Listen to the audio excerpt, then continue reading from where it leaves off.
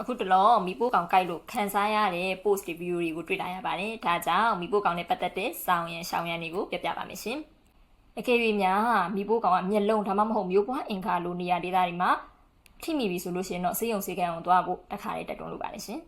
။မီပိုးကောင်နဲ့ထိမိတဲ့အခါမှာပထမဆုံးအနေနဲ့หนีရဲပြီးတော့ရောင်ရမ်းလာမယ်။ပြီးတော့သူ့ရဲ့အစိတ်ချောင်းမီလောင်ထန်ရလို့အရေးကြီးမှုတွေထွက်လာမယ်။ရားရန်လာမယ်။အဲ့ဒီခါမျိုးတွေမှာမကုတ်မိအောင်လို့အထူးသတိထားဖို့လိုအပ်ပါတယ်ရှင်။ဘာကြောင့်လဲဆိုတော့ကုတ်မိတာနဲ့အဖုတွေပေါက်ပြီးတဲ့အခါကျတော့ပိုးတွေဝင်လာမယ်။ပြီးတော့ပြည်တင်တာတွေဖြစ်ပြီးတော့အစိတ်တွေပိုးပြီးပြန့်နှံ့နေတာကြောင့်ပဲဖြစ်ပါတယ်။မီးပိုးကောင်တွေဒီဝင်လာတဲ့ရန်ကနေပြီးတော့ခါကျတော့ဘလို့ကာကွယ်ကြမလဲလို့မေးလာခဲ့တယ်ဆိုရင်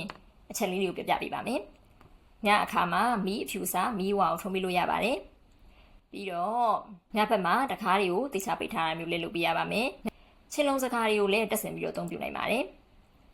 အဝတ်အစားအရက်ခင်းတဲ့သုံးဆောင်တွေကိုလည်းတိကျခါထုတ်ပြီးမှသာဝတ်ဆင်သုံးဆွဲစီလိုပါတယ်ရှင်။ဒါဆိုလို့ရှိရင်တော့မီးပိုးကောင်ကြံကနေနည်းနည်းများဆိုကောက်ခွင့်နိုင်မှာပဲဖြစ်ပါတယ်။အခုဆိုရင်အန်ဒီရများလာတဲ့မီးပိုးကောင်ကအကြောင်းကိုတိကျသိပြီလို့ယူဆပါတယ်။ဆောင်းရန်ရှောင်းရန်လေးကိုလည်းတိကျပြပြပြီးပြီမို့လို့နောက်ထပ်ဗီဒီယိုလေးတွေမှာပြန်တွေ့ကြမယ်နော်။အားလုံးပဲကျမချမ်းသာကြပါလိမ့်ရှင်။